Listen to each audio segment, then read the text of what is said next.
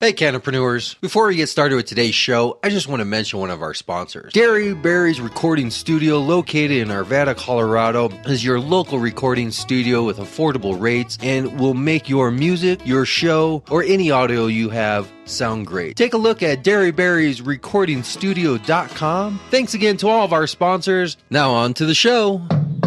Open up, Colorado. It's 420. Time to grind and burn. This is not your son's stoner show. Open up. Open up. Open up.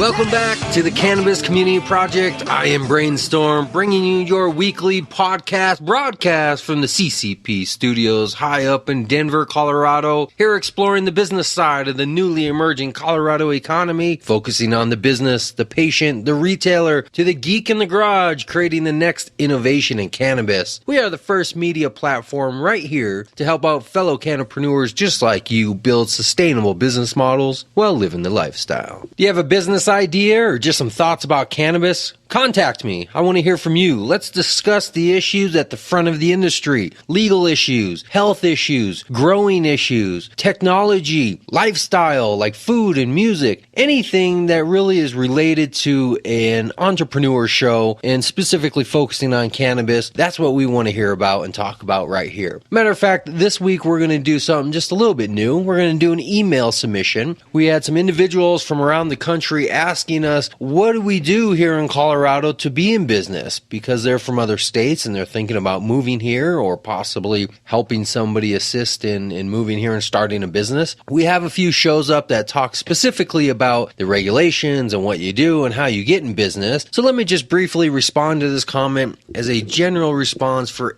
anybody out there who's thinking about going into the cannabis industry. So, I don't know if he wants me to say his name, so I'll just call him Mike, and Mike is from Florida, and he writes an email saying, "Hi guys, love the show and have a quick question. I'm a professional photographer and I'm planning to move from Florida to Colorado. I love what I do, but the industry is dying and I'm looking towards another one of my passions for possible future employment. What is the best way to find employment in the legal, recreational, or medical cannabis field? I'd love to learn more about growing and dispensary management, i.e. education, employment, requirements, suggestions. Thanks, Mike." Well, Mike, the question you bring up is actually a question that many people, even right here inside of Colorado, are asking. And that is the fundamental question of this show, the question we are trying to answer, the question we are seeking out everybody that we can find in this industry, because we want to know the exact same thing. How can an individual from anywhere, any walk of life, get involved in cannabis? Right up front, I'll just say this. If you're thinking about going into the dispensary business, like actually owning and operating, opening, running a dispensary, medical or recreational, well, let me just be direct. You might want to forget about that one for just a second. Unless, of course, you are coming to the table with large piles of money. I mean, duffel bags of money. Mafia style, like you walk into a casino and you just got a safe that's handcuffed to your wrist and it's full of cash. Maybe then you might be able to actually get yourself a hold of a license. But right now, those licenses are pretty locked down, and those who have them, I wouldn't imagine them wanting to give them up at least easy or cheap. But let's focus on a different aspect of this, because being involved in the cannabis industry doesn't mean you have to have a dispensary or center now, if we can all start using the proper vocabulary. It's not black and white. It doesn't mean either you have a dispensary and you're in the industry, or you don't have a dispensary and you're out of the industry. So we have a couple of the main pillars of this industry. We have the dispensaries, the centers, whether it's a medical or recreational. We have the growers who are supplying those, and then we have the paraphernalia guys who are making the pipes and the dabbers and the oils and the waxes. We have some related industries like the doctors, the physicians who are licensing, and we have the lawyers who are lining up clients. But then we have all the other industries that aren't directly related. Now, Mike here mentioned he's a photographer and he's in Florida. And that is the basis of what anybody should do, is start with what you're currently doing. So if you're a photographer and you're good at it, stick with it. Just shift the focus to cannabis. Kind of like what we did on this show here. We said, well, we like business. We want to talk about business. We want to focus on business. But we don't just want to be a general business show. Obviously, we can't cover everything in business, and we're not exactly business experts ourselves. We don't have high degrees and 30, 40 plus years as professional business management individuals. But what we do is we focus on cannabis in a very niche, however you want to say that, niche way that says, so here's your talent. You're a photographer. Come to Colorado and start a cannabis photography business. You're already in a business that you know and understand photography. The point is, without getting into too much detail, because we could build a whole show around specifically how to make a photography cannabis industry, the point is just do what you know. So whatever it is you're currently doing, keep doing that. But just think about it in a very focused way. How can you relate that to cannabis? So you don't want to be the general photographer competing with the thousands and thousands of photographers that I've met. Everybody wants to be a photographer here in Colorado, it seems like. But how many of them want to be specifically cannabis photographers? How many of them know how to photograph a bud up close so the trichromes come through nice and clean in the photo? So the photo itself doesn't make it look like the trichromes are cloudy when in fact they may be clear still, or vice versa. How do you know how to do a proper lighting in a dispensary so the dispensary looks appealing? When you go to a home show, how do you take photos so it doesn't look like somebody's just snapping away on their cell phone and throwing it up on a social media or website? There is room for professionals in any industry. Just make yourself a professional in this industry. So there you go. That is just a hint to how to get started if you want to get in this business. Forget about buying up licenses. Forget about moving in and thinking you're going to become a manager at a dispensary or something else. For one, nobody's really paying any real money out there. It's all minimum wage work. And two, it's so competitive. All right? Forget about what do I do? You know what to do. You're already in business. Just stick to that business and just put a new coat of paint on it. And that new coat of paint is cannabis. Let's move on now to the well-established look back, flashback, memory, short-term relapse to last week's episode. Let's not forget about what we learned as our follow-up part 2, the full story with Earl Riggs. Man, I hope you liked that episode because that was very interesting. That was not your standard regulation and, industry talk. This was all over the place, but very focused because we talked about the patient side. We talked about the business side. We talked about the future of. We talked about the metaphysical. It was just one of those conversations that you really want to sit back and relax and listen to the full thing. If you didn't hear it, take a couple minutes right now and get the gist of what we talked about, and then go back and listen to last week's show. Here it is. Yeah, glass blowing is basically the premise is lathe work. So whether your hands are the lathe or you have a machine that's a lathe, you're spinning the glass on that axis, and you keep it spinning so that once it starts getting liquid, it doesn't just droop and fall. And you keep it uniform by blowing into it. So there's the artistic aspect of glass blowing, characters shaping glass, the color, coming up with concepts and designs. Yeah. And then there's the scientific part of glass, and that's where all the bongs and beakers and all that stuff come from. When you watch a glass blower, it should look like magic. You should look at that person and it looks easy. It looks like a dance. It looks like a flow. It looks like they're just flowing with the glass. And then when an amateur or someone who hasn't done glass picks it up, you realize it's not as easy as it looked. Who touched that and what was involved? So when I make my pieces, I put my energy into it. I try to think about the person that's going to hold that piece. Oh, wow. And there's a lot of times where I've been in another state and I tell somebody I'm a glass blower and they're like, oh, you should check out this piece. It's my favorite piece. I want you to see it. And they pull it out and it's one of my pieces. But the way I consume cannabis and the way that we, my friends and our business likes to consume cannabis is with respect for the plant. We grow the plant. We're around the plant, we're around the glass, and it's basically lifestyle that we live. And a lot of people live a cannabis lifestyle. They say they live a cannabis lifestyle, but it's just smoking. It's just consuming a ton of weed every day, dabbing their minds to the max. And that's not a cannabis lifestyle. A cannabis lifestyle involves knowing about cannabis, knowing about hemp, knowing about all the different things that are involved, and how basically this world was a cannabis world. Cannabis is safer than water. The thing that you need to survive, cannabis is more safe than. That's ridiculous to me that no one knows these truths and no one puts it into this perspective, because once you do put it into that perspective, and the only reason why we have cannabis legalization and all this cannabis stuff is coming out is not because of smoking and not because of normal fighting and not because of anybody who's an activist, because they've been doing that for how long? The 60s, and it still didn't happen. It happened overnight because cancer is coming with the quickness, and everybody knows somebody who has cancer and is dying from some weird shit. And so when everybody started telling me cannabis was bad, I started hanging out. All my friends started smoking pot. And like, to be helpful, they would be at the park and like not have anything to smoke. And I was that guy like in Half Baked, like, get me a mechanical pencil, a confetti popper, and a screen from the sink, and I'd make pipes. And like, I watched them smoke, and I would make sure they were cool while they were high. Stephen Baldwin, I think. Yeah. So I made pipes out of everything, and that was the end of that. And MacGyver, Yeah. right? Yeah. You find me on Facebook at Earl Riggs, ERRLRIGGZ.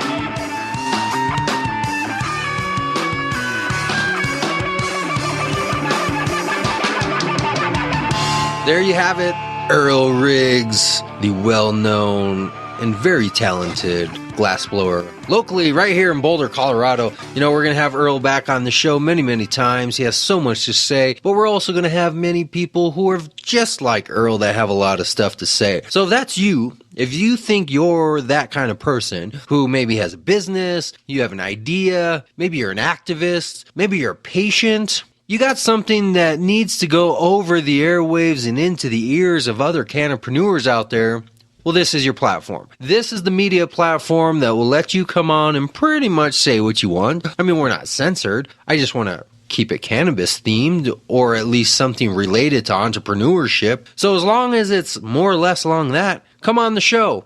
Say what you want. And just like Earl, maybe you can educate some people or inspire some people. I know he inspired me that night we talked, and that's why we're going to go out there and we're going to keep moving along. This week's show is brought to you by HMO Plus for all your growing needs. Call Joe Grow Flounder at 719-569-6529 or visit him at www.hmopluss.com.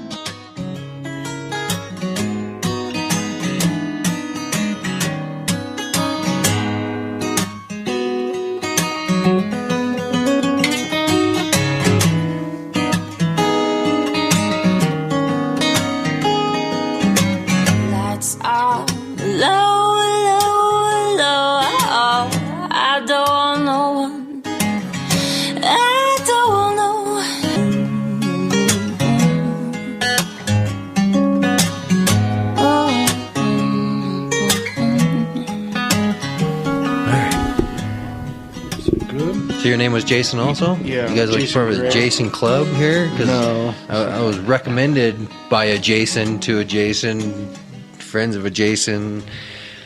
We met just roommates, you know. Yeah. Used to be roommates a while back, and just been friends ever since, you know. And then you got in business together? Yep, we just started that, started the Prestige Lighting Solutions.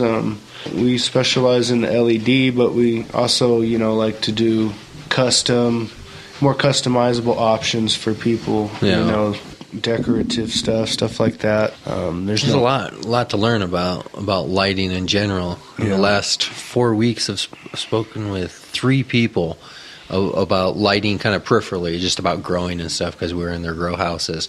A lot of information out there about lighting. Yeah. I don't know anything about lighting, so when we talk about lighting, just talk to me like I guess you would any other customer or client who I guess walks in your place and wants to know about lighting. Right. Do you guys have a place, or are you working virtually right now? We're mostly virtual right now, more word of mouth than anything right now, pounding a lot of concrete as he likes to call it. You know, Hitting the streets, just yeah. trying to make people aware that we're here and and what we do. And Well, let me get a formal introduction. That way, when I get it on the show, we can at least have a beginning of who you are.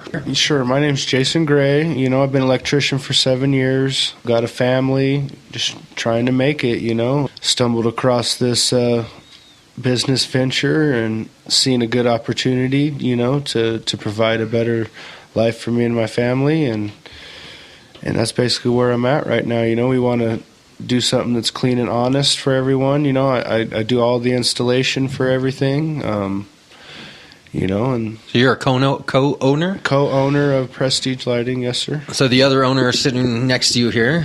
Jason Green. Another Nice to meet you. Jason. So we got Jason Green and Jason Gray. Yep, if you can believe that. So even last initials don't help on this one. No.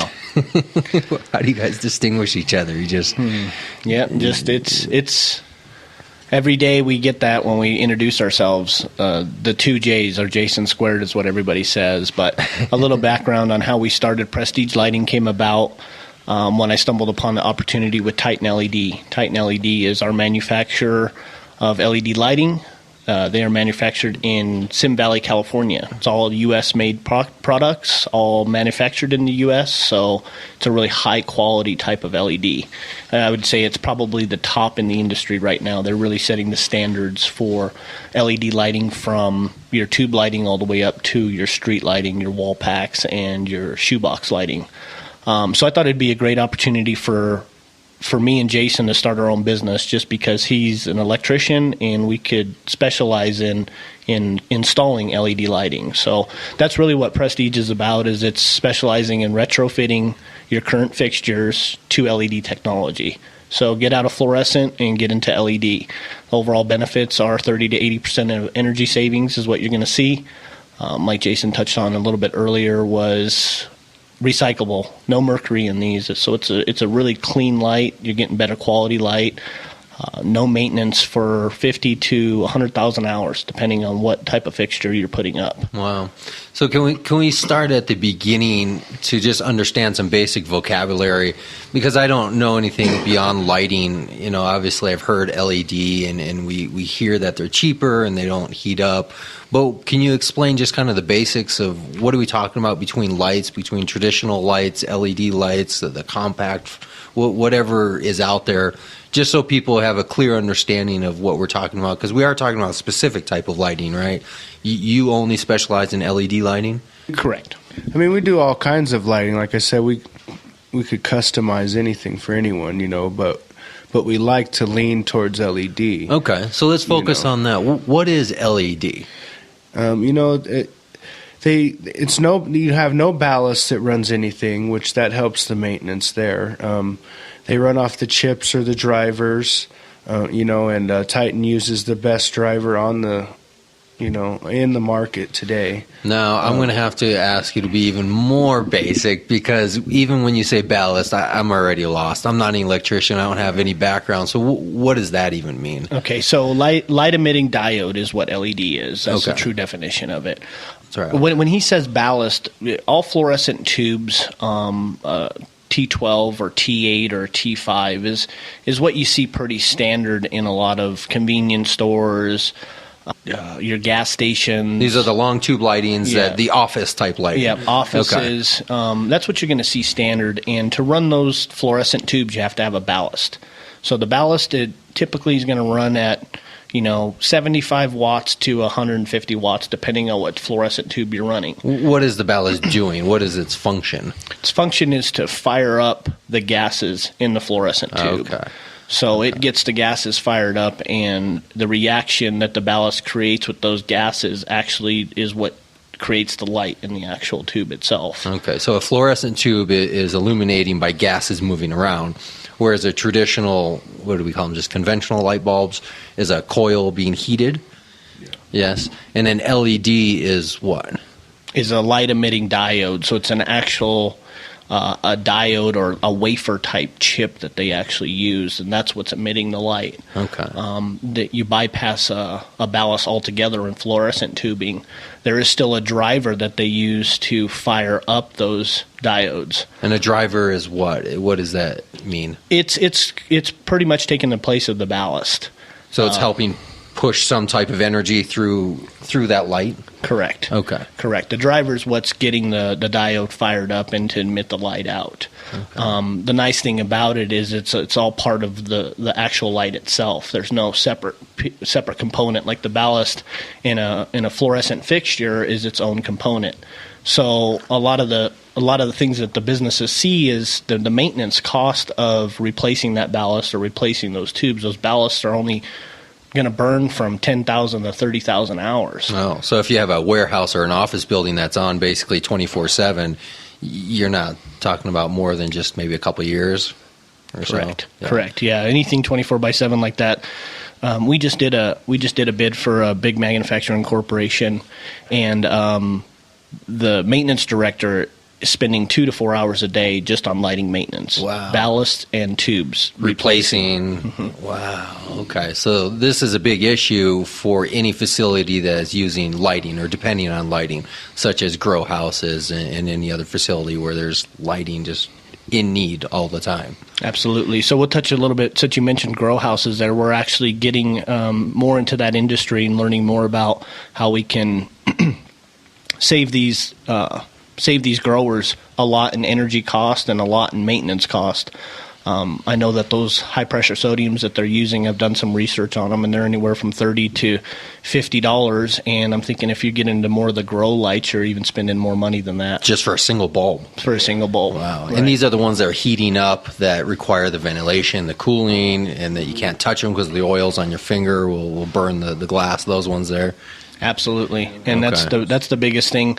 I've talked to some dispensaries who deal with actual maintenance cost of those bulbs, and it adds up really fast when you've got 10 fixtures, at 1,000 watts or 1,500 watt high pressure sodium, and they're replacing those bulbs every 1 to 2 to 3 grows. That adds up real fast. Oh, okay. And what we're coming across and this is more that we're learning about, and we're just getting our feet wet in this industry. But we've got some lights that are available for the actual grow industry.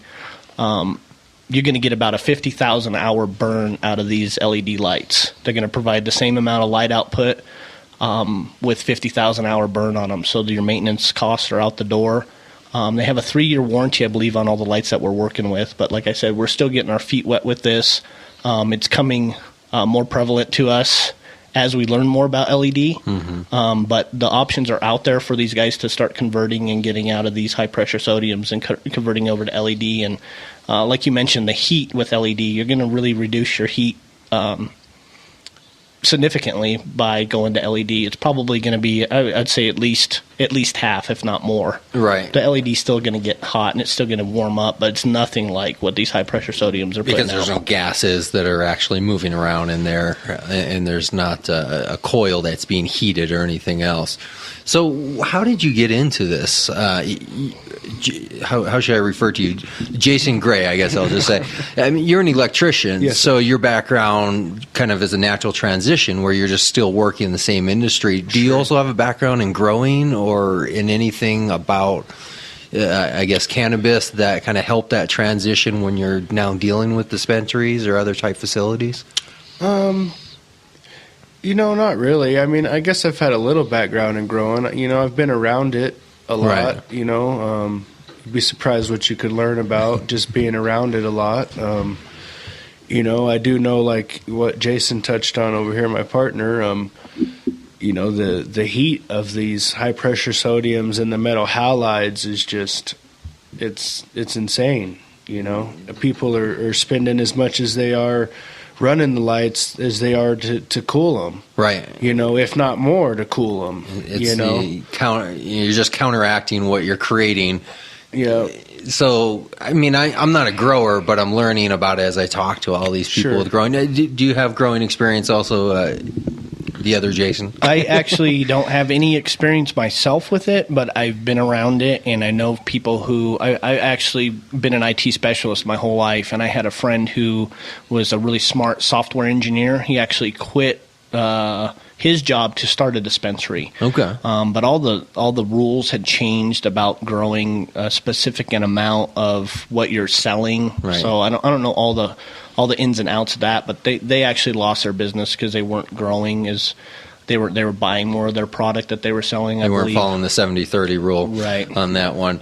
Growing, as I talk to people, there's a couple main issues that come up. One is the heat, which requires the ventilation. The other is the intensity. People are talking about luminas and par. I've talked to a couple different people over the last month or so that have basically said there's a big controversy, a big debate on what is the luminas and what is the par and how does it help a plant grow, and is it even relevant? Is it important?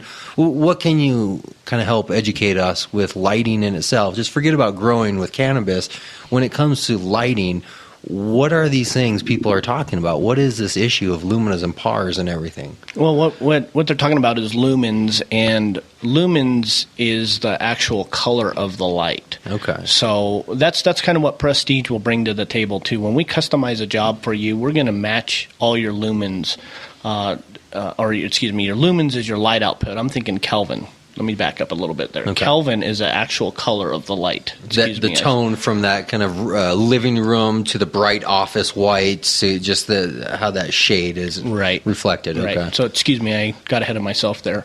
But with that, the lumens is the light output itself that the actual light, your high pressure sodium's putting out or your LED's putting out. So on average, our tube lights, for example, they put out 1,800 lumens at a day white clear. That's a 5,500 Kelvin, so that's your more white, your more daylight color Kelvin. Okay. Now, if you go down in Kelvin, you're getting more of a warm color, like a 4,100, or we can even go to more household bulbs where you get down to, I believe, like 2,800 Kelvin, and that's just a more soft yellow. Well, I understand how that works when it comes to people as far as reading and the eyes. What does that have to do with growing, though, as far as helping a plant grow? Does it have anything to do with growing, or is it about aesthetics? Yeah, see, to be honest with you, Tarek, really, this is something that we're actually learning more about as we develop these lights and learn about these LEDs. I've heard a lot about spectrum itself, the color spectrum that it puts out. So to be honest with you, I really don't know what type of Kelvin. Most of the lights that I see are more of a yellow type light. So I don't know. I would say that they're like a 4,800 Kelvin. Mm-hmm. But as far as what an actual plant color need or the light of the lumens or the color light that a plant needs, that's research that we're still learning about, and we're actually finding the right LED lights to provide to these dispensaries or these grow houses so that they can not only have possibly bigger yields because the actual lumen output is higher for LEDs, but they actually have the right color spectrum and they have the right color light that they need to grow their product. Right. Yeah, I mean, I'm sure there's something that closely resembles the sun, right? I mean, the sun probably has a certain, not frequency, but a luma That's what color. I was going to comment on. You know, a lot of the controversy with the LED versus like a metal halide or a high-pressure sodium is that LED doesn't really put out UV rays. You know, and I'm not 100%, don't quote me on this, but I think that's what people are talking about when they're saying the PAR. Possibly. You know, of course you want a lot of lumens. You're trying to mimic the sun. You know, that's why they go with metal halide when they're vegging, you know, because usually the cycle of the seasons, that's how it works. You know, when everything's first growing, the sun's putting out more of a bluer spectrum, you know, I didn't know type that. photosynthesis, and then into the flowering they switch over to the high pressure sodium, which is a lot warmer light, and that one helps the light flower more, mimics more towards like the end of the summer. When people are indoor growing, you're talking about they're changing out their lights as if they were seasons. Yes, a lot of times to mimic the seasons, and where LED is trying to make up for not having like the UVs and stuff that, you know, plants thrive off of. was going to say, with the LEDs, they're trying to match the photosynthesis of the sun, pretty much. That's why when you see a LED grow light, it's not just a white or a red. They got white, red, blue. They got all those colors, to mimic that photosynthesis. And I think once they master that, LED is going to be a big deal in the grow industry. Well, I mean, I think it's already a big deal because the grower that I talked to the most is telling me he's spending like $400 a month, maybe $400 or $500 a month on just his electricity costs alone. So I can imagine. I mean, he's just growing your handful of your 20, 30 some plants. So I can imagine that a center that's up there in a big grow that has 100 patients or more, they're probably dropping a few thousand a month in just electricity costs. Big time. But the majority of that is coming from that ballast driver type system. That's the amp, I guess, of the light that's powering it. That's where that cost is being sunk. Well, just even in the lamp itself, just the lamp itself runs 1,000 watts, and then you got the ballast on top of it, So how does that, I mean, without getting too mathematical, how does that translate to electricity costs? So we say 1,000 watt lamp. What is that?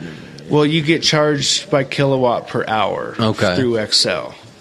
So if you drop in your wattage, you're dropping your kilowatts an hour, or volt amps as people call it, which, probably not a language But anytime you drop your wattage or your amperage, that's what Excel charges you off of. So if you have 3,000 watt, right? If I take 1,000 watt light and convert you to a 286 watt light, you've just dropped 70% of your lighting bill without losing anything from the light itself. Without losing any lumens. Okay. Exactly. And no maintenance. Okay. So this is what people probably are accustomed to buying your household lights in your Walmarts and Home Depot, where it says the equivalent of a 60 watt light bulb. Here's a 10 watt compact whatever. So this is probably where people are most accustomed to looking at this type of lighting conversion.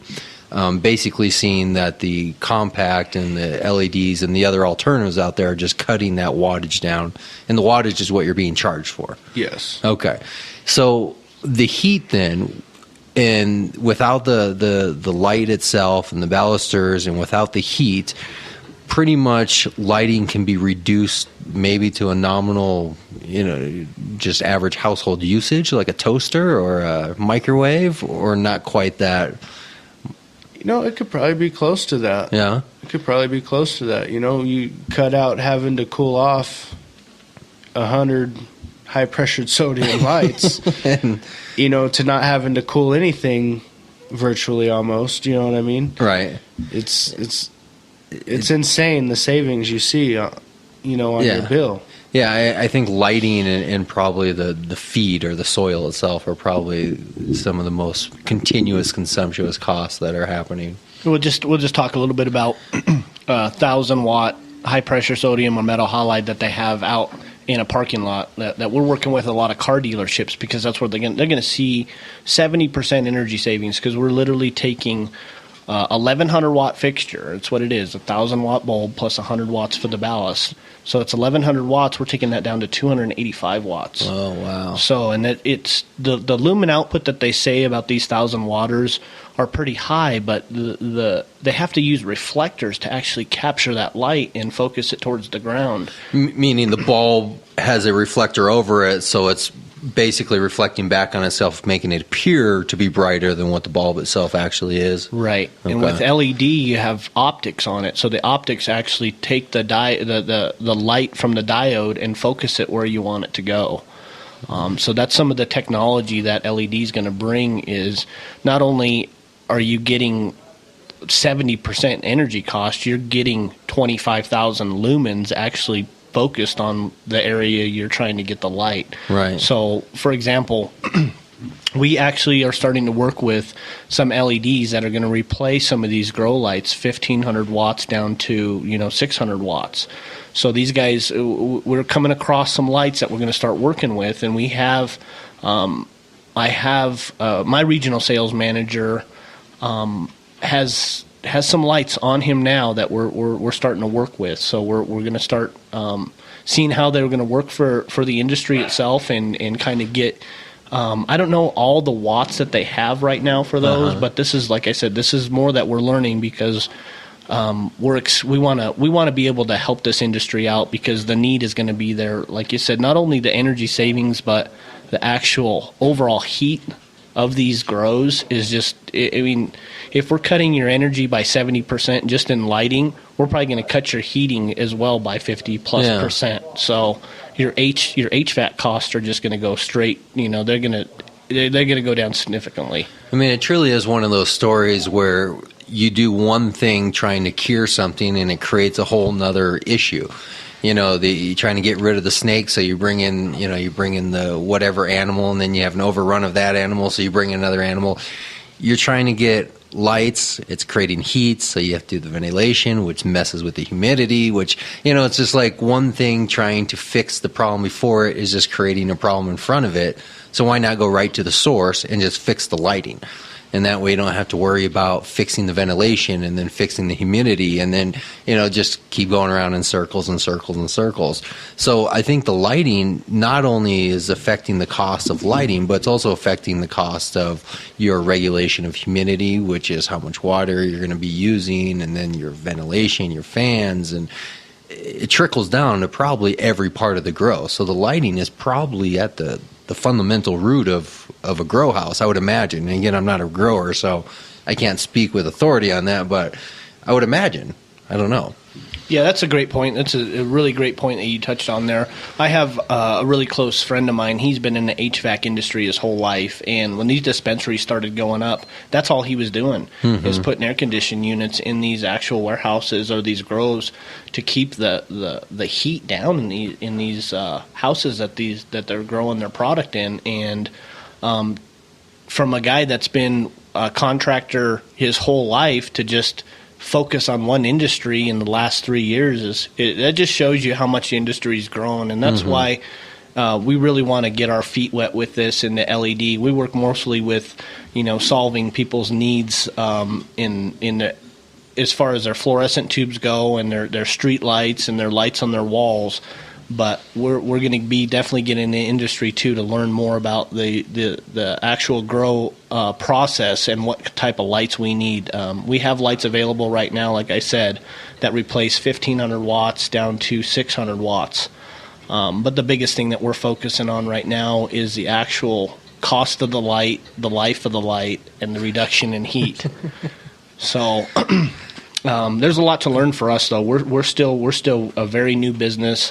And there's a lot to learn. New in what sense? A couple months? We started, Prestige Lighting started, I want to say November, late October, November.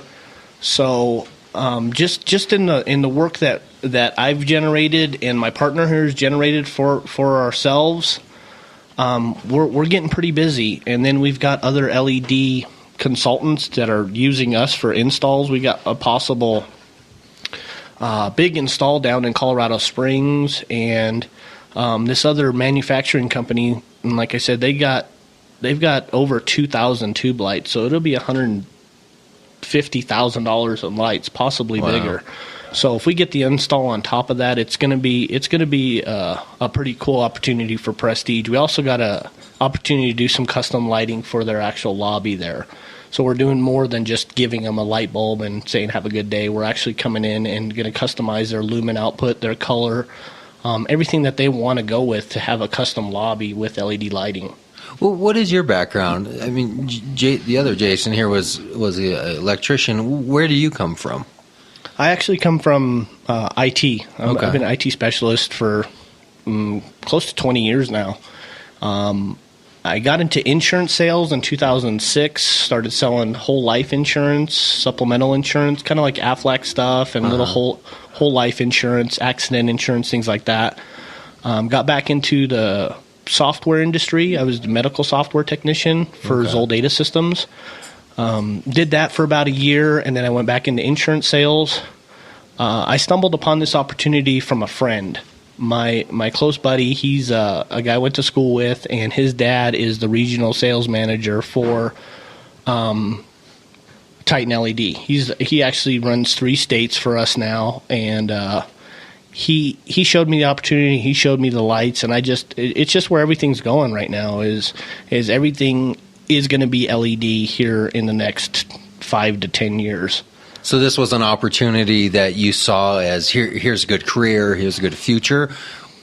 But on top of that, was it also something that you were very interested in as lighting, or is it just happened to be lighting and you found a good opportunity? A little bit of everything that you just mentioned there. Really, the opportunity to work for myself and start my own business was one of the reasons why I wanted to do that. And you'd be so successful in working for yourself. But it's fun. This is a fun industry to be in. Yeah. Me and Jason go out, and we have a ball when we go out. We have so much fun talking to people. And we're seeing right around now about 80% of the people get it. You get your 20% that think that they know everything and they have all the answers to their problems and their lighting, and that's fine. Eventually, here in the next 5 years, they're going to realize that they need LED lighting, and they're going to either be calling us or they're going to be calling somebody who else is in the industry. So that's really one of the reasons why I got into it, because it's fun. This job that we just did for the Pelsu Corporation was a fun job. We actually did 1,200 tube lights for them, and every tube light that we put in, it just puts a big smile on your face when you see it light up. It is just such cool technology, and it's just fun to get out and talk to people about what the benefits of going LED, and I enjoy it. I have fun with it. It really is a blast. This last bid that we did, it turned in from a custom lobby job to saving them, $40,000 a year in their energy bill, because they're such a big warehouse. Do you consider yourself an entrepreneur in what you're doing, or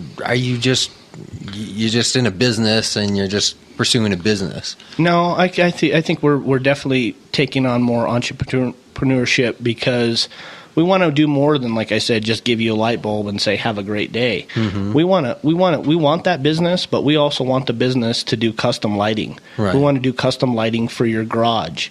If you're working on cars, the 5500 Kelvin is what you need in that garage to paint, to turn a wrench, to do auto body repair, as well as these manufacturer companies who are assembling stuff, working in big warehouses. You would never go to a warehouse like that and provide them a 4000 Kelvin. They need a 5500 in there. They need it to be bright. They need to see what they're doing. So we're speaking the language, and that's why I brought Jason on board too, because he knows his stuff. He's a really good installer. He's been doing electrical long enough. Some of the stuff we ran, the obstacles that we ran into, he breezed right through them. I mean, he found a fix for it, and to me, if we weren't able to, if we had to call somebody else, then I don't think we'd be true entrepreneur. But being able to provide a fix on the fly like that, I think we're true entrepreneurs, and in starting a whole custom lighting solutions for your business or home or what it may be. Right. What do you think? Do you think of yourself as an entrepreneur, or are you just kind of in business with somebody on a small level? How do you think of yourself? Well, I mean, I try to think that we take it to the next level,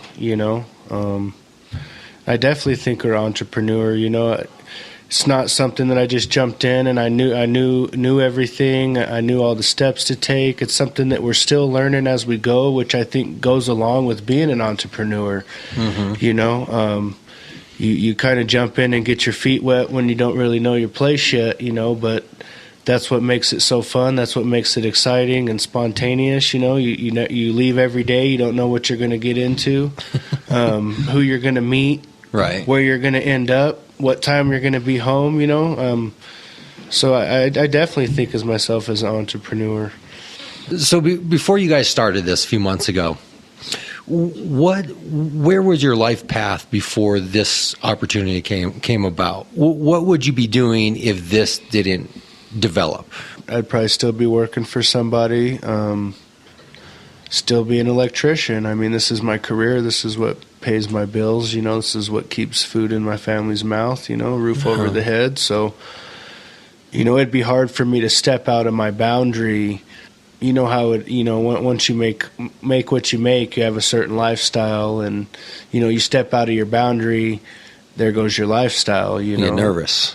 You get nervous. I mean, and I kind of stepped out of my boundary here too. It's a big risk to just quit what you do, what pays everything, to, go start a business that you don't know if it's going to work out or not. Did you have to not get permission, but did you have to spend a good amount of time speaking with your spouse and your family and to jump into this, or was this kind of, I think I'll give it a try, and you jumped right in? Well, my wife's always been supportive of anything I want to do. She knows that I wouldn't just jump into something without being confident. She knows I've looked at all the angles, what worst case scenario, what happens if this doesn't work out, Right. But it's always not knowing what's going to happen if you didn't try. Where could we be? Where could I be in 5 years because I did try? It's just the unknown. You don't know until you do it. And I talked to her about it, and I talked to my parents about it even, because they've helped me with a lot of life decisions along the way. And everyone said if it's something you believe in and that's what your heart's telling you, jump in and do it. You almost have to, in a sense. Leave everything out on the table, Right. Once you've gotten to that point, you almost have to. So I'll touch on that a little bit. I'll touch on. I don't. To be honest with you, I don't know what I'd be doing right now if I wasn't doing this. I actually got a job working from home. I was working for WorldPay. It's a credit card transaction company in London. I was doing their SQL database administration and watching their jobs for a company over in London. I was working at 1 a.m, getting up at 1 a.m, and stumbling into my office down in my basement there, and because they're 7 hours ahead of us. So right. I did that. We just started learning their systems and their programs and all their mess that they had over there, and then they cut their contract with the company I was working with. So it was another 9 months of learn all this, and then laid off. You're laid off. So there you go. That's one of the reasons why I've taken. That's why I got into life insurance, is because I was tired of working for people. I worked for Quest for 8 years, and they laid off 40,000 people while I was with them, and I was just tired of that lifestyle. That, I speak for Jason too. He's living paycheck to paycheck. He's worth more than $18 an hour. He knows his stuff, and he's a hard worker, and he's great at what he does. So this opportunity, I mean, it was scary. It's scary to go into business for yourself, but all you can do is try. If we fail, we can always step back and try again. Take a different angle at it. Was there a breaking point for you where maybe you had spent the last year, 2 years, 5 years, however long, kind of thinking like, oh, I wish I could do this, and maybe one day, and then you kind of reached a point where I guess maybe the layoff, where you said, that's it. I'm not going back. I'm going forward from this point on. Was that the breaking point, the layoff? Yeah, it really was, because I'd been laid off from when US West got bought by Quest. I got laid off. 8 months later, I got my job back. Didn't skip a beat, really. Got back into the same job and just the same monotony. Every day, the same thing. That was kind of my breaking point. That's why I kind of got into insurance at the time. And then I got that software job, medical software. And that Zoll Data is a great company. They make really cool software for dispatching ambulance and fire trucks, and billing and tablet patient care reporting software is what it is. So that was a great opportunity, but that fell through too. And then back into the insurance thing, and I've learned a lot about insurance. I actually got into more of financial advising type of insurance rather than just death benefit insurance. More insurance used for retirement planning. Then I got the opportunity to work from home, and I took that on, and I actually learned about LED lighting right when I got into that job, and I just got so caught up in that other job that I didn't have time to get into LED. So when I lost my job, I said enough's enough. I went and found out more about it, and I was like, what a great opportunity for us to not only educate people about the benefits of where the technology is going, but to start our own company and specializing, not only just providing LED lighting, but do custom solutions for your lighting needs. Yeah, I like that. I like that story because you guys, of where you're coming from, your backgrounds, I think is more closely relatable to people out there in the world right now who are either working that barely minimum wage job, being laid off for the second, third time, but coming from a background that's not, it's not like, oh, I got my MBA and I'm going to go start a business, or, I'm coming out of business school and how can I be an entrepreneur? Sure. I mean, to just be direct, you guys are just, blue collar, just workers. So when you're able to tell a story about how to get in business and how to do it for yourself, I think it's even more impactful, because that's the type of person out there right now, is that guy working, just barely enough paycheck to paycheck, working a job that's not necessarily a business background type job or something that's entrepreneurial related, but you still become an entrepreneur because of that. So I really like these stories, because that's the kind of people I talk to. People that tell me, oh, I'd love to work for myself, but I have no idea how, because I'm not a business person. I don't come from a business background. I didn't go to business school. I didn't grow up thinking I'm going to start multiple businesses. I just spent the last 20 years painting or being an electrician or fixing cars or, just doing something. And now I got to think about, how do I do that, but do it for myself? Now I have to learn to be a business person. Mm-hmm. How are you guys learning to be business people? But it definitely, people are fearful of the unknown, and I'll be the first to tell you that. If you don't know something, you're definitely fearful of it. When I first started lighting, I didn't know anything about lumens, Kelvins, unshunted tombstones, troffers, any of that stuff. Already stuff. That's stuff that was totally out of my realm. But just in a few months, I'll tell you, I'm not a dumb person. I think of myself as a pretty smart guy. So I learned that as we go, and now I speak the language in just a couple months. But you're gonna, the thing about this, and that's what's fun about it, is you get to go out and try new things. Like I wanted to tell you, our overall goal is to help the state of Colorado go green. Mm-hmm. I mean, that's when it's all said and done. It's like I tell my partner, it's about energy savings. It's not about how much the lights cost. It's not that kind of go green. I thought we were still talking about cannabis for a second. Yeah. Well, not on top of that. On top of that too, that's just beneficial for all these companies who are in the cannabis industry to go green with your lighting. Right. You're cutting back on that energy. You're doing your part. And it really does start with the businesses individually, like these car dealerships.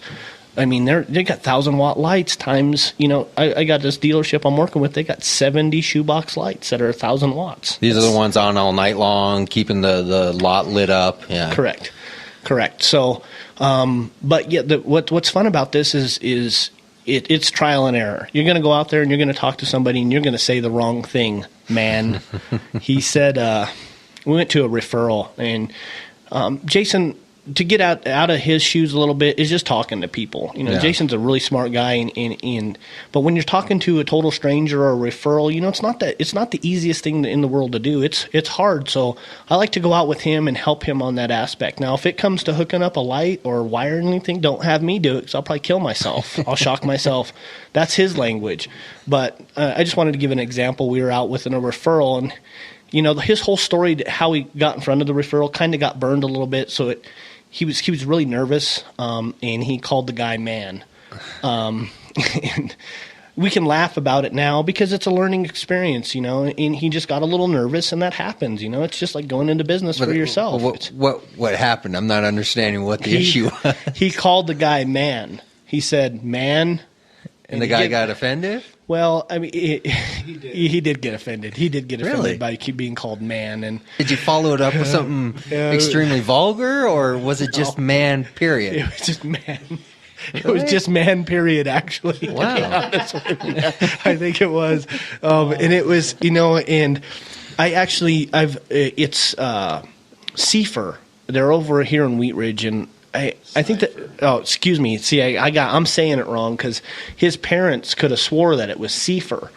And that's how the referral came about, is his mom and dad know the guy that rent a shop or what have you. But I was like, it's Cypher. And he's like, no, it's Cipher. So I went in and called him Mr. Cipher. And he already was, off to a bad he start. was pissed. And the reason I did that is because I wanted to make it easier for him to talk. Right. But Cipher is not a Smith or a Brown or a Jackson. It's not a name that just you're going to look at and it's a common known name. I mean, I don't even know how you would spell that with an S, a C. Come on, that's a common. That's a. I don't consider that a mistake. That's just, that just happens. And man, I mean, I don't know. The guy seems pretty sensitive. I don't know. He just seems like one of those kind of clients that. Well, I've never done that before either. That's how he must know that I got nervous because it got burned. Because I've talked to people before many a times. I've never said man. How you doing today, man? Oh, that's what it was? It was your introduction? Yeah, it was an introduction. That's what made it even worse. So, like you were reading from a script and in the parentheses, like insert name here, and you read, how are you doing? Insert name. Man. So that was our word of the week, man. Well, I guess that's a learning experience. I don't know. I think maybe hooking up something wrong and, hurting yourself is a learning experience of a mistake. Calling somebody man, well, I don't know. It's debatable. But, I guess next time you go in and talk to somebody, you'll have a whole Rolodex of words now lined up, ready to use. So are you guys, is this it? I mean, have you hit your... I mean, I guess this is your company in a sense. You're in collaboration with some other companies, but this is yours in ownership. So is this it? Is this the end of the line? Not in a bad way, but in the end of the line of no more looking for other electrician jobs, no more going out and trying to find IT jobs, selling insurance. Is this it? Have you found what you're going to do in life? We think so. As long as everything keeps going good, the world's going LED. I mean, I just don't see it going any other way. There's too much savings. Yeah. And... Well, I mean, I think the hook then has to be the lighting with the industry here in Colorado, the cannabis industry, to really focus in on that need, because those in highest need are going to be the first adapters, right? So, those dispensaries who are claiming that it's so expensive to produce their plants and flowers... Mm-hmm. It's almost a shoo-in. I mean, it sounds to me like, why would you not? It's one of those, why would you not want to use a product that drastically saves money? But I don't know. You're out there meeting with the people. Yeah, we get that, and when we go out together, these are a lot of the things that I'll show Jason is you'll get a lot from people that I'm not interested in. My rebuttal is you're not interested in saving 30 to 80% on your energy bill. And then you see them take 2 steps back and their eyes open a little bit. Well, I thought you were just trying to sell me something. No, you're not listening. I'm trying to provide an energy program to you, not just sell you something that you don't need, but put a whole program together for you. Mm-hmm. Same thing with the whole dispensary. Like you said, these guys are in need for a solution to reduce energy costs and possibly have higher yields. That's the overall goal, is what we're working with these LED lights for grows, is that they could possibly double their yield with the lights that they'll use or with LED technology. So they'll not only produce higher yields, but they'll cut back on energy and cut back on heat costs or overall heat. The exact science of how that higher yield is produced, I'm still a little unclear on where the extra yield comes from. Is it's, what in the light is making a plant produce more?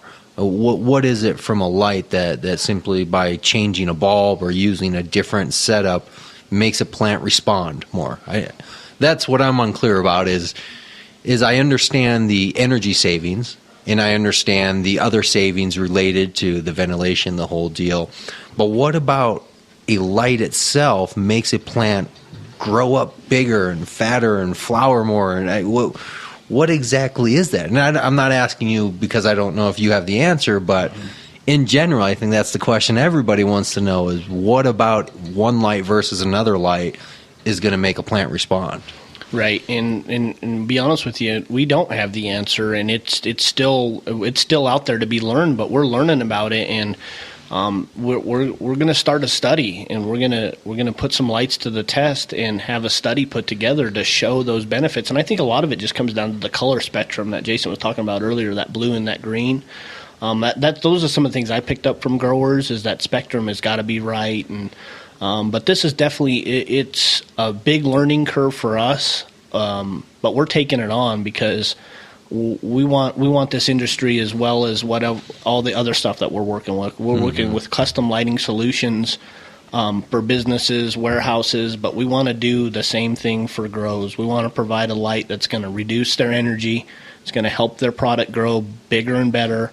It's going to reduce their heat, and it's going to reduce their maintenance cost. So there's a lot to learn, but we're going to actually get some lights put into a study, and we're going to meet up down the road and have some numbers and some testimonials to provide back to you. Excellent.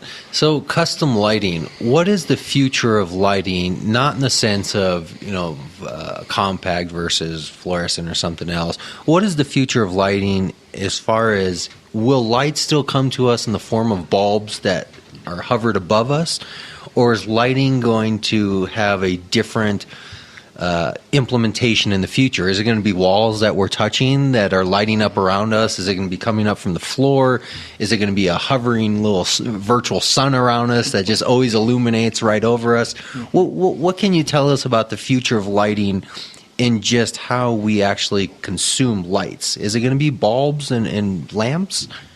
Right now, that's what we have. We have your typical household bulb is an LED. It looks the same as a household bulb, only it's more plastic and metal as opposed to glass and something that can break. Plus the heat. We have CFLs in those can lights there, and the heat that's produced in that one little can fixture is amazing. You put an LED in there, and that heat is reduced by probably over 70%. But right now we're seeing, the lights that we're working with, your household bulbs, your regular tube lights, they all look pretty much the same, only, like I said, it's not a piece of glass that's going to break. Our tube light is made of aluminum and polycarbonate. So we've had them drop in a warehouse at 15 feet and not break. We've plugged them right back in, and they work just fine. Now, a typical fluorescent bulb falls at 15 feet, it's broke, it's done. New bulb time. So what we're seeing now is it's pretty much the same type of light. It's just different technology to help pull heat away from the actual plastic of the light, more towards the back of the light where the aluminum is. But it's all pretty much your standard bulbs is what you see now. Who knows what the future holds? I mean, have you heard about the wall illuminating type lighting? That the over in Sweden or wherever, that lighting is going to be like wallpaper that's on the wall, and as you touch it, it lights up, so you can just specifically light up wherever you want that circles you, rather than light coming from above down. It's lighting where every wall will just be touchable. So if we were sitting here at the table, we might just light up this part of the wall right here just by touching it, and then walk away and it fades away, and then go to a different part and just light it up. With plants, I know one of the issues that growers will talk about is the lighting not getting down underneath and around as the plant starts to blossom out and get bigger. It creates shadows and dark spots, and then you'll see people lining their rooms with the reflective just reflective type stuff, trying to get that complete covering of light. So it's always the question to me is the limitation the light bulb? Is the bulb itself limiting our ability to consume light? Do we need to take light to a different concept, like wallpaper or something that doesn't exist yet that we haven't thought of? I don't see why we couldn't explore it, It's definitely something new to me, and I'm definitely going to look into it now because I'm curious. Right? I don't see why you couldn't do something like that. I mean, if you could get the light to evenly spread all around, saying nobody's in there to shade it, from whatever. But I mean, if there was a way to have the floor do do like the wall, like you're saying. Yeah. That would be a great way to get underneath the lights, Or or even- underneath, the bottom parts of the plant that are getting shaded from the top. Right. I mean, I'm sure something with, I don't know, optics or something of just future of lighting. Is there anything that you guys are going to work on that is going to make you proprietary, or anything unique that somebody should look at as, here's what prestige lighting has that nobody else has? Well, I would say the most thing that makes us unique is our manufacturer, Titan. Our actual the company that we're buying our LED products from is going to make prestige lighting. That's what we're focusing on. We're focusing on not just because there's other LED products out there. Yeah. They're not LM tested. They're not lab tested. They What's actually, LM tested? What's that? LM79, LM80 testing is all our tubes, all our lights have been tested in a lab. So when they tell you that they're going to run for 50,000 hours or 75,000 hours, that's all lab rating testings that's been done. It costs a lot of money for companies to actually do that. So if you're considering buying an LED type tube or type light, make sure it's got its LM testing done on it. If it's not, then it's just hearsay on how long the light's going to last, the actual color of the light. I've seen lights tell you that they're anywhere from 4,100 Kelvin up to 6,000 Kelvin. There's not a specific Kelvin of color because they haven't been LM tested. So they're just guessing, picking some numbers out there and just saying, well, it could be anywhere from here to here. And real touch real quick on, Jason was talking about our Philips advanced drivers and our advanced, it's titanium chips that they use. So Titan is really setting the standard of the actual drivers and diodes that they're using. They're using the top of the line Philips stuff. Philips is really setting the bar high on their LED technology. We're going to have the first dimmable tube here in the next month or so. Titan's going to have there's no tube lighting out there right now that has dimming capability. We're going to have the first. So the dimming, I mean, that's not new technology to dim lights, but is that a light or a control switch issue? It's actually the light issue. It's actually the way the light's constructed. Right now, the light has the driver inside the tube. What Titan's doing is pulling the driver out of the tube. So it's going to go from 17 watts to 16 watts because they're pulling that driver out. Right. The driver's going to be in the fixture. So now the switch or even your cell phone, your smartphone will be able to shut lights off, turn lights on, or dim All the by light app. itself. Right. Application. So when you dim, like I can remember as a kid, my parents having the lamps that you touch and they get dimmer. You touch them twice, they get dimmer, and they keep going. But just using standard light bulbs, that's the lamp itself doing something to dim that, or is that something within the bulb? I don't really know the question. I think it's on both sides. It's the switch and it's in the bulb. It's because some of our lights are dimmable and some of them aren't. So the technology's got to be inside the actual light itself as well. Okay. Huh. Interesting. I mean, Yeah. it doesn't really. It was just a question that Yeah. something that popped in my head. But I mean, there's so much out there that's going to come with the future of all technology. I'm sure lighting is just going to be one more of those things. I mean, our phones here pretty much are functioning off of flashlights, right? I mean, the screens and everything else, it's all a lighting issue. Right. I mean, watching movies now, this is what it's becoming. The mobile phone is about how good can you see, how is the lighting reflected. So grow houses, cell phones, in homes, offices, factories, lighting is kind of our world, right? We live under the sun. TVs, fiber optics. Fiber optics, I mean, everything seems to be fiber optic, I guess, unless something drastically comes along. I think that's probably going to be everything as far as lighting goes for the future. But have we missed anything? Have we not talked about anything? Have we hit our cool factor? Is there anything cool that nobody else knows about that you want to throw out there, kind of a claim to fame, something that maybe you have in your company, something you've done, something you're coming up with? I'd like to call it the cool factor. But. Yeah, definitely the cool factor is we had an opportunity to do a custom lighting job for this company, and our 2x2 troffer is a really cool factor just because of the lumen output that these troffers generate is just, I mean, the maintenance guy said that they want wow. So Granger actually bought them out a couple solid state fixtures that were nice. They're nice fixtures, but I really don't think it's a wow factor. They're 3,800 Kelvin or lumen output. I don't even know. I think they have actually all the Kelvins that they're looking for. But to me, there was no wow factor. We actually brought a whole custom solution to them. 3 different types of troffers that we're bringing in, track lighting that we're going to do for them. So if you want to see a wow factor, get on TitanLED.net and check out the high bays, the shoe boxes. They have 2 dealerships out in California, Infinity dealerships on the website that actually are lit up by our 285-watt titanium shoe box. That replaces an 1,100-watt fixture. You want to see wow?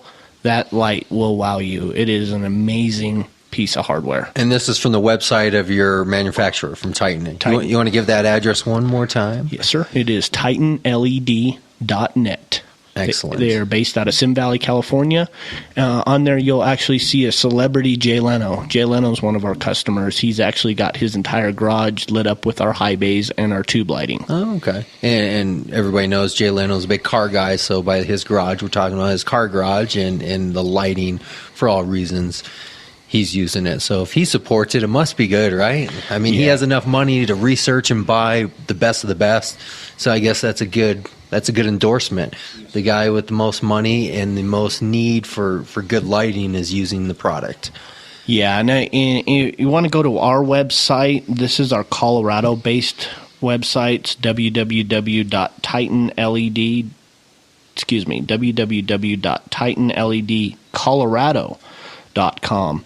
And this is the website that my regional sales managers put together for the state of Colorado. I believe there's a few video testimonials. Jay Leno's on there, and he's actually talking about his garage, and he's really into going green. His whole garage, if I remember right, is solar and all LED. So he's actually using no energy to light up his garage. Now we need to get him to start pushing for the TV studios to start transitioning, right? Yep. I mean, he's using it in his personal home. Now he needs to use that clout to start getting the bigger lighting issues, the studios, right? To start looking at lighting. And what better person to do it than the guy who's on his way out? When it comes back to a study that they did on a lady reading a book in front of a CFL, like a lamp that was next to her, it was eating her face. Oh, jeez. She was literally her face was getting eaten up by this light, because not only the harsh chemicals in a CFL, but the actual heat put out of those lights. If you got CFLs in your house, turn them on and leave them on for an hour, and then go put your hand on them, or put them up next to, put your hand next to the can or the actual fixture, and look at how hot that light is. That's another goal, for us, is to educate people on these terrible lights we have in our house. Let's go LED and clean up these nasty lights that we have in our house, and go green and have better quality light. Makes sense to me. Sounds reasonable. Well, where can people find you? Because I'm sure there's going to be people who have questions, people who have service needs, and maybe people who want to debate you a little bit. I mean, it didn't sound like you were throwing anything out there with any firm authority, so I think you clearly stated stuff you weren't quite familiar with, and you talked about what you did. But whatever it be, whether it's debate, conversation, service needs, where can people get a hold of you? Well, and like I said, we are not the experts quite yet, but we hopefully in the next year will be the experts on this. There's a lot to learn for us, just because LED, as far as growing goes, it's pretty new technology. So, but here in the next 6 months, we want to be those experts, and by all means, we want to debate or learn, as we go. So you can find us on Facebook at Prestige Lighting Solutions, LLC. And Prestige, you want to spell that out? Prestige, Lighting Solutions, and that's LLC. Find us on Facebook, like us on Facebook, hate us on Facebook, all of the above. You'll actually see some pictures. We're getting. We've been in the field working more than 10 taking the time to market ourselves right now. So I have some stuff lined up. I have some direct market mailing that I want to start and some flyers. But like us on Facebook and check out some of our lights that we have. We have a shoebox on there. We have some pictures of Pelsu that we've done. If you want to contact us directly, please do so. I can be reached at 303-594-5358. That's my cell phone. This is Jason Green. You can call me anytime. If you want to contact the master installer for Prestige Lighting Solutions, Jason Gray can be reached at 720-708-0507. That's for Jason Gray. He is the master installer for Prestige Lighting Solutions, and Jason Green at 303-594-5358. Questions, concerns, comments, guys, please give us a call. We'd love your feedback. We'd love to help you learn more about LED and help you out with all your lighting needs. Excellent, man. Well, I learned a lot. I learned a lot here, and I think other people are going to learn a lot. And I think this was a perfect synergy. It doesn't matter who you call because you're both Jason, so you can't get it wrong. And there has to be something else here because a green and a gray. I mean, come on. Was it not meant to be? Yep. I mean, there's so much that just syncs up there. You got Jason's. You're both after a color. Yeah. It's scary sometimes to think, you start talking about that. It can get scary. But yeah, we were going to go with green energy in the beginning, but I think that just kind of talks about the going green itself. That's Right. definitely important, but we want to be prestige. We want to be the high end, and that's truly that's why we've chosen Titan as our preferred vendor. It's the top of the line. It's got the best drivers. It's got the best chips. It is truly, if you want to see something cool, look up on YouTube, Titan LED stress test. The actual owner does a stress test of one of our tube lights. He'll pretty much blow you away when you see him bash this light against the workbench and plug it right in. It fires right up. So it's a really cool video. Go ahead and check that out. Cool. Well, I will try to make sure to get that up on my Facebook, and we'll get it up on the Facebook of the Cannabis Community Project also, because that's a cool little video that I think people like to see. We'll make sure to take some photos, get some photos up on the Facebook. Anything else? Yeah, the only other thing I wanted to add too is just those businesses that are out there. Please give us a call. We have lighting solutions not only for your grow but for your offices, your display cases too. You need to have 5500 Kelvin LEDs in those display cases because that will pop all your product. It'll pop everything that you're selling in there. It'll make your shop look 100% different going with day white clear LED technology. Excellent. Cool. Jason, any last parting words? Thanks for your time.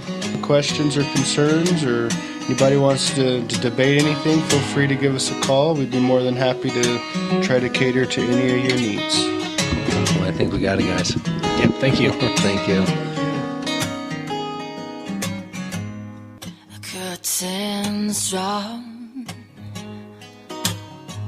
the lights are low, low, low. I don't want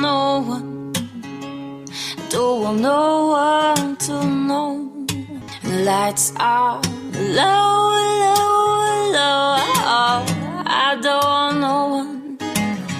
I don't want no one.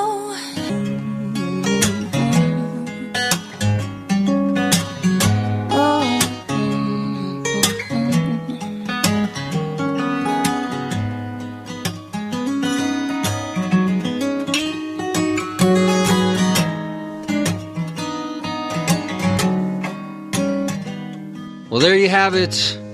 The two Jasons giving us everything they had on lighting. I mean, honestly, I don't think I ever thought so much about lighting ever. Even when I was thinking about lighting for potentially growing. I mean, talking to these growers really makes me realize the importance and power of the sun. I think I can understand how, the Aztecs or the Mayas or whoever it is that worships the sun and sacrifices people to the sun. I think I get it now. Because one of the reoccurring themes and subjects in every grower that I've talked to has been the importance of the light. And moving indoors, as the industry is kind of being forced to do now, is creating the same dependency on light that is creating all these questions about what is coming out of the sun that makes things grow up and be big, strong, budding plants. Can we replicate that artificially in light? And that is the fundamental question that I'm continuing to ask. And Jason, both Jason G. Well, anyways, this is how I think I can understand how this industry is going to be dependent on individuals like the Jasons. Because we're going to need to ask these questions of what is going to make the best quality, highest grade medicinal cannabis? Or what is going to make the strongest, most industrial hemp? Is it truly dependent on the lights? Is it a combination of the light and the feed? Yeah, you've already answered that question. Obviously, it's going to be a balance of the both. But we need to get to the root of it. What is actually out there that is causing plants to mature and grow and bud and be healthy and strong and make those trichromes do what they're supposed to do and make the plants bud when they're supposed to bud? Indoor lighting is going to become the future of growing in technology. We're going to see all sorts of systems, and I'm sure there's systems that exist that are just as wonderful in technology and advanced that are going to wow us, but what's really going to come over the next 5 to 10 years once true investment comes into this industry, when the real people with money out there decide to start investing in cannabis, and probably Washington and Colorado are going to be the first places that money's going to come. And when that money comes, we're going to see industries of technology and manufacturing that are going to start developing things we never even thought of. And then there's going to be the whole industry of stuff that we've already thought of and have done, and then we're basically prohibited from doing. And that's going to be the hemp side of it. So your clothes and your materials and your oils and your gases and your lotions and fabrics, textiles, all that stuff is going to become reemerging. I think this is going to be the new American economy, honestly. I mean, technology kind of described the last 20 or so years of what the boom was. You know, software and apps now seems to be what's going on. But honestly, when we get back to manufacturing things with our hands and making things, that's where real industry and I think society is going to come back around. And that could be a result of purely having hemp and cannabis in all forms available to put into production and manufacturing and start making those clothes and all the derivatives of the oils and the products that come with it. You know, the lotions and the food and everything from gas to making plastics. Well, we could see a whole revolution based on what we've done here in Colorado and Washington, but really here in Colorado, because we're really setting the standard here. Washington is actually looking towards us, as we learned about in the Dan Williams CSA interview. California is still kind of the Wild West, disorganized, unregulated, running around trying to do their own thing. Other states are barely getting on board with the medical part, so Colorado is really where it's at for the United States. And we'll probably look elsewhere, you know, Canada and Uruguay and maybe even Amsterdam, to how the recreational and the full models are going to work out. But right here in Colorado, we're kind of setting the standard. We are the standard. Matter of fact, let's just name it that. Let's just say it. Colorado has now set the standard. Are you up to Colorado's standard? I'm not just talking about the quality of your bud. I'm talking about the quality of your business. That's right. Always the root of the Cannabis Community Project. Find us on Facebook under the same name. Find us on our webpage. Find us wherever you are. Just find us. We're out there. And we're going to keep coming back, and we're going to keep talking about this, and we're going to talk with it with other people, and we're going to find more businesses. So stay with us. Stay up to date. Cannabis Community Project. See you next week.